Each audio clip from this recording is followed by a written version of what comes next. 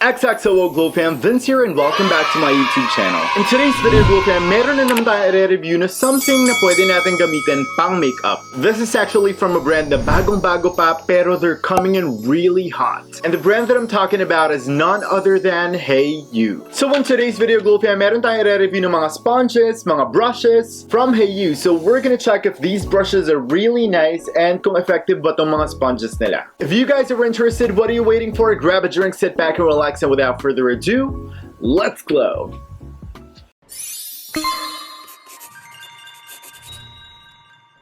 Yung gagawin natin Glow Fam is gagamitin ko tong makeup tools as I do my makeup. I already prime my face off camera para dire-diretso na tayo sa review. Now let's dive in Glow Fam. We're gonna start with the Heyhue makeup sponges. According to their Shopee account, the claims of the Heyhue makeup sponges is that they are streak-free, cruelty-free, latex-free, 100% no parabens, sulfate, and phthalates. It's also soft to touch and not easy to deform. I wanna let you guys know na itong makeup sponges ng Heyhue, it's actually a collaboration with another brand, and that brand is Sweet Lice. So if we're gonna talk about the packaging, it's actually on an egg plastic container. It's very simple, it's transparent, and nakalagay lang yung logo ng Sweet Lice sa harap. I think the packaging is nice kasi kahit email mo to, hindi talaga madedeform yung sponge kasi medyo hard case siya. So kahit maipit dun sa biyahe, hindi talaga maapektuhan yung sponge na in-order mo. There are 3 different colors itong Heyhue X Sweet Lice makeup sponges. It's available in red, cream, and black. The Heyhue X Sweet Lice makeup sponges retails for 299 pesos each. But you guys can buy the entire Heyhue X Sweet Lice makeup sponge set. It will come in this packaging, so meron siyang mga small packets. Dito nakalagay yung mga makeup sponges mo. And on the very last pack, meron siyang isang makeup sponge holder. If you guys buy the full set, it retails for 799 pesos. So I think makakatipid ka ng approximately 100 pesos kung bibilin mo na yung full set. Now let's talk about the makeup sponge itself.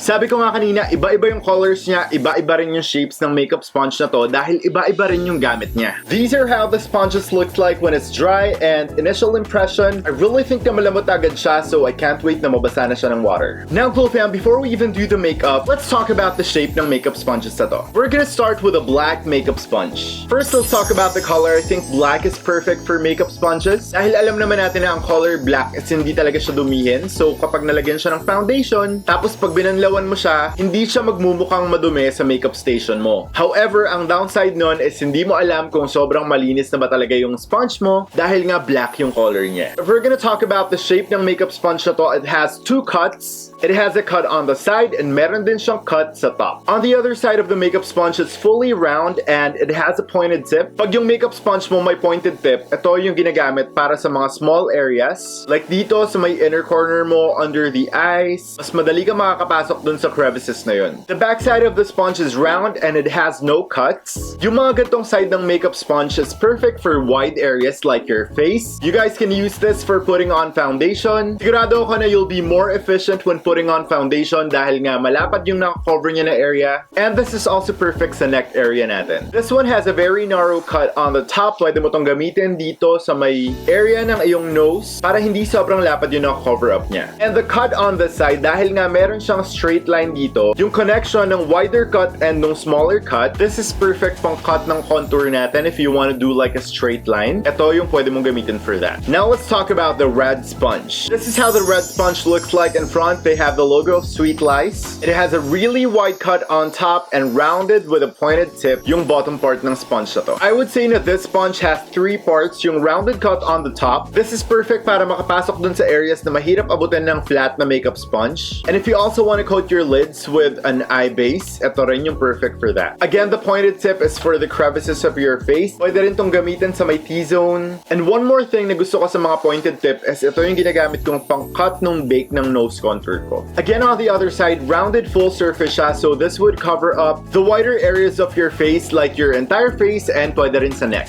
Now let's talk about the cream sponge. This is how the sponge looks like. At the back, meron ding logo ng Sweet Lice. It has a really sharp cut. It also has a flat rounded bottom. This specific cut na may pointed tip, this is the perfect makeup sponge for under the eyes kasi flat talaga siya. So definitely malalapat mo yung concealer mo ng perfect na perfect. This flat surface with a pointed tip can really avoid creases under the eyes. The bottom part and the side are rounded, so this could also cover the wider areas of the face and your neck. So now, Glow Fam, babasain lang natin itong mga makeup sponges na to and let's see kung ano yung i-increase ng size nito. And now, Glow Fam, these are how the sponges looks like after basain. It looks like it doubled its size. Grabe. Like, sobrang laki. As in, sobrang laki ng sponge na to. Nakakatuwa. I was not expecting na ganito talaga siya kalaki. Like, kalahati na ng kamay ko yung isang buong makeup sponge. Like, grabe. Now, Glow Fam, we're gonna try this squeeze test kasi yung ibang mga makeup sponge, kapag piniga mo ng gano'n, nagbabaka talaga yung fingers mo dun sa makeup sponge and hindi na siya agad-agad bumabalik. But we're gonna try that right now. So, ayan, sobrang iniipit ko talaga yung makeup sponge, pero as you can see, it didn't leave any marks and bumalik talaga yung makeup sponge kung ano yung itsura niya nung binasa ko siya. Touching the makeup sponges right now, I feel like it's super duper fluffy, pero mararamdaman mo yung pagka-dense ng makeup sponge mo. So now, Glow Fam, magme-makeup na tayo. Iaangat lang natin ng very light yung hair natin and we're gonna put on foundation and gagamitin ko muna tong black na makeup sponge. So using the tip, distribute lang natin sa face natin yung foundation. So initial impression, definitely ang makeup sponge, normal naman sa kanya na nag-absorb siya ng makeup. Now I'm blending the foundation and super lambot niya sa face. I can see na nalalagay talaga niya yung foundation ko really nicely sa balat ko. Like super saglit pa lang yung ginagawa ko pero na-cover ko na yung entire face ko dahil nga ang laki ng area ng sponge na to as in. Now, Glow Fam, magsa-spot correcting lang tayo dahil nga meron ako mga pimple marks ngayon.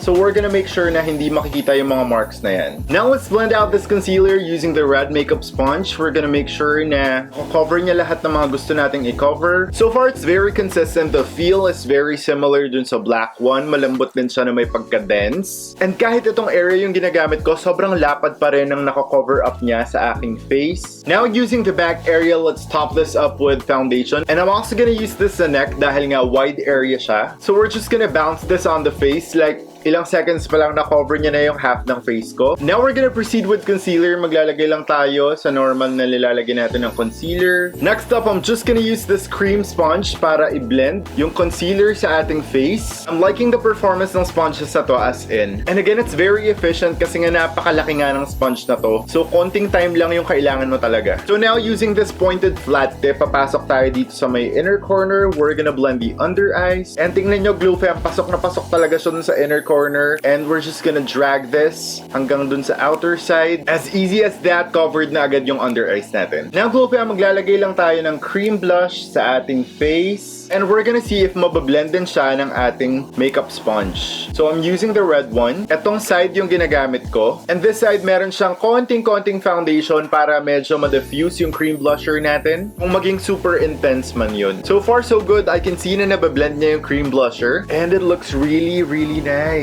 Like super diffused, drunk blush look na agad siya ngayon. Okay now, so I think we're done with the makeup sponges. I'll give you my final thoughts later. For now, Glow Fam, let's proceed with another product from Heyhue, and those are the Heyhue brushes. They have 8 different types dito sa Heyhue brushes na to, and we're gonna talk about that one by one in a bit. The Heyhue brushes retails for 380 pesos. But wait, if you wanna get this specific pouch na sobrang cute and nakalagay din dito Heyhue, actually lalagyan to ng brushes, so sobrang perfect talaga pag nilagay mo dyan yung brushes mo. Kung gusto mo mag-travel, sobrang ganda niya. So if you wanna grab this, the brush plus the pouch retails for 520 pesos. But wait, hindi pa nagtatapos dyan dahil you have one more option. If you wanna get this really cute brush stand, so pwede mo ilagay yung mga brushes mo dyan, pwede mo siya lagyan ng makeup sponge. Sobrang cute niya. Nakalagay dito, Heyhue, we're making a piece of art that she can use to make up. If you're gonna get the makeup brush plus the stand, it retails for 570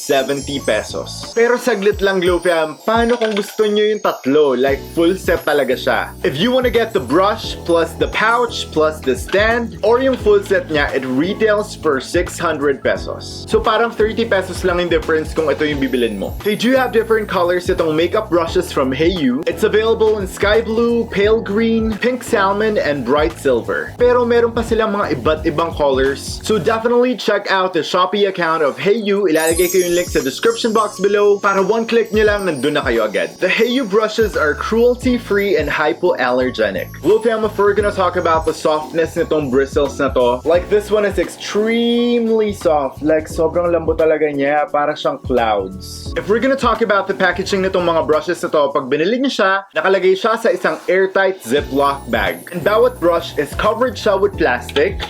And yung bigger brushes mo, it comes with a brush net protector. So ipapasok mo lang siya dyan, tapos iaangat mo lang siya para ma-keep yung perfect shape ng brush mo. If we're gonna talk about the design ng brushes na to, I think it's so cute. It's very minimalist. I really like the colors kasi nakaka-relax yung itsura niya. This one is color white, tapos meron siyang touch ng parang powder blue on top. Nakalagay lang dito Heyhue, and meron siyang brush number at the bottom. The brushes are not that heavy. Hindi rin naman siya sobrang gaang. I think this is just perfect. Pero I just hope na mas mahaba pa dito yung body ng brush para mas maganda yung grip niya. We're gonna start with a Heyhue brush number 1. This is how the brush looks like. The Heyhue 1 brush can actually be used in 2 different ways. Pwede mo siyang gamiting powder brush. Since fluffy nga siya, this could cover a wide range of areas sa face mo. Pero since I already have a powder brush, gagamitin ko tong Heyhue 1 brush as my bronzer brush. So pag nag-apply tayo ng bronzer, kailangan din natin na cover yung wide area ng face natin. And I think that this is really perfect for that. Now that I'm all powdered up, we're gonna talk about the Heyhue brush number 2. This kind of brush, technically this is a contour brush. It does have a cut right here, and perfect na perfect to sa ating cheekbones. Again, I'm looking at the bristles. Wala naman ako nakikita mga sobra-sobrang bristles. Again, it's so consistent. Sobrang malambot din yung bristles nito, pero this one is a bit dense compared dun sa powder brush. And if you guys glide the brush onto your skin, yung bristles niya, it's not stiff, and hindi siya yung parang nakakatusok. Kasi meron ako mga brush dito na medyo stiff talaga yung bristles niya. And if I go against the skin, parang niyang tinutusok yung skin ko. But this one, it's not like that. Sobrang lambot pa rin niya. Another option na pwede mong paggamitan ng brush na to is if you're gonna put powder dun sa under eyes mo para makapasok ka talaga dun sa corner ng eyes mo and ng nose mo. Pero for today, we're gonna use this for contour. So papagaluin ko lang yung dalawang contour shades na ginagamit ko. Definitely, Glow fam, nakaka-pick up siya ng product. And let's apply that contour. Kita nyo naman na sobrang ganda ng application ng contour na to using this brush. Kahit na i-rub ko siya sa mukha, sobrang lambot pa rin talaga ng brush na to, as in. Now that contour is done, we're gonna bronze the face, and we're using the Heyhue 1 brush. So again, dipping on the same shades. We're just gonna make sure na coated yung brush natin. We will start with the forehead, dragging it down hanggang i-connect natin siya sa jawline. I'm just doing circular motions dito, and I really feel na sobrang lambot ng brush na to. And dahil nga sobrang fluffy ng brush na to, it covers a wider area. So ang kakalabasan is magiging mukhang diffused yung bronzer mo. Sobrang ganda. Since we're doing the contour, Glow fam, let's skip brush number 3 and let's move on to the Heyhue 4 brush. This is how the brush looks like. The original use ng brush na to is for the crease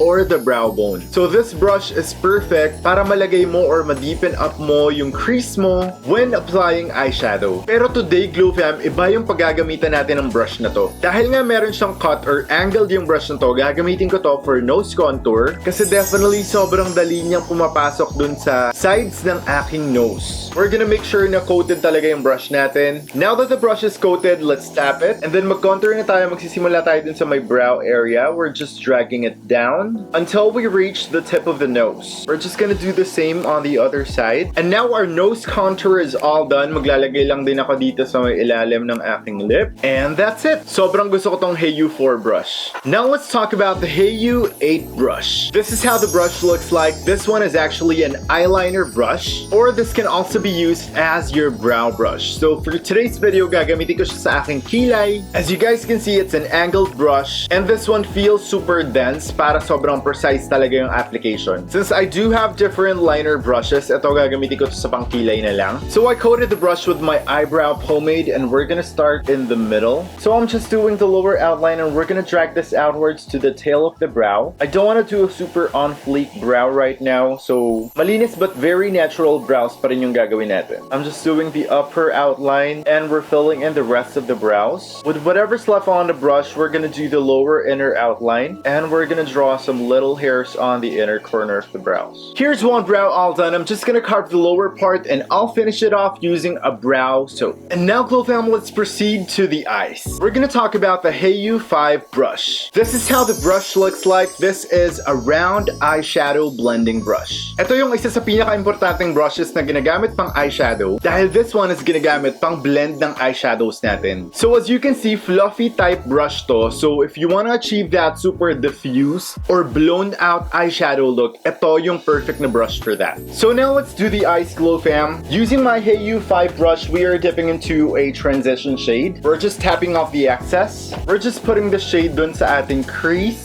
or dun mismo sa may brow bone to bring back definition dun sa ating lids. So I'm just doing a swiping motion. I'm also using the tip of the brush. And then with whatever's left in sa brush, we are diffusing this upwards papunta sa ating kilay, and I'm doing just small round strokes. Now glow fam, the next brush that we're gonna use is the Heyhue 6 brush. This is how the brush looks like. This is also an eyeshadow brush, but this one, it's a packing brush. This is also perfect if you want to lay down solid colors dun sa lids mo. So this one is actually a flat brush with a rounded top. So what I'm gonna do, since gusto ko ma-achieve yung parang medyo vampina style na eyeshadow today, I'm going to use the Heyhue brush number 6. We are dipping into the shade Vamp. Once the brush is coated, let's tap off the excess. And then now using this brush, we're just gonna line the upper lash line with the shade Vamp para merong red tone yung ating lids. We're just gonna slightly wing this out a little bit and ilalightly stamp natin yung color sa upper lids natin. Once done, we're also gonna use this shade and we're gonna rim the lower lash line. Pero yung gagawin natin hanggang 2/3 lang ng lower lash line para ma-achieve lang natin yung parang medyo vampy style na eye look pero medyo diffused. And then going back to the Heyhue brush number 5, we are going to diffuse this shade sa lids natin until it's blended out. Now that we have those two shades laid down, glow fam, we are moving on to the Heyhue brush number 3. This is how the brush looks like. This one is a mini flame brush, or it's also known as a tapered blending brush. It's also a dome type brush, but on the tip is medyo pointed siya. So what I'm gonna do, glow fam, is I'm dipping into the shade Deceit, and I'm also dipping into the shade Class. Papaghaluin lang natin yung both shades na yun. We're gonna tap off the excess, and then we're just gonna put this on the outer V to deepen up the crease a little bit more. We're also gonna extend that shade hanggang sa may inner part ng lids natin to really create that dimension dun sa ating brow bone. Now I'm going back to the Heyhue brush number 5, and we are just gonna blend that out.